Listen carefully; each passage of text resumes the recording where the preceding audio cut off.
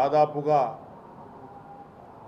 Patient అయిన వ్యక్తులు మా యొక్క మహబాద్ నియోజకవర్గంలో మా క్యాంప్ ఆఫీస్ తెచ్చి వాళ్ళు అందజేసిన వాళ్ళ ఒక బిల్లును గుర్తించి గౌరవనీయులైన రేవంత్ రెడ్డి గారి ప్రభుత్వంలో, ఇంద్రమ్మ ప్రభుత్వంలో దానికి డబ్బులు ఇవాళ 100 మందికి ఇక్కడ సబ్మిట్ చేస్తే వాళ్ళకి 40 లక్షల రూపాయలు ఇవాళ మహబాద్లో వాళ్ళు చెక్కులు అందజేయడం జరిగింది.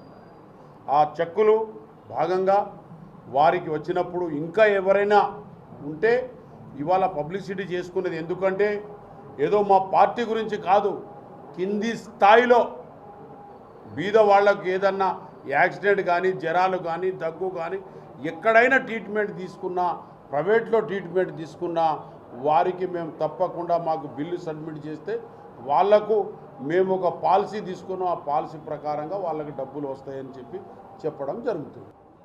ఎవరెవరు ఆదివాసులు కానీ, లంబాడాలు కానీ మేము అన్నదమ్ముల లెక్కనే ఉన్నాం, అన్నదమ్ముల లెక్కన నడుస్తాం. ఎవరో గిట్టని వాళ్ళు కేసులు అప్పుడు ఏంచినా దానికి ఏ విధంగా మేము సాల్వ్ చేయాలో గౌరవనీయ ముఖ్యమంత్రి గారు ఆ పక్షాన ఈ పక్షాన ఎక్కడ కూడా తప్పు మాట్లాడకుండా అది ఏం చేయాలన్నది పరిష్కారం మేమే కోయలో ఆదివాసులం, ఇటు లంబాడాసు కలిసి మేము ఎమ్మెల్యేలు అందరం కలిసి మాట్లాడుకున్నాం.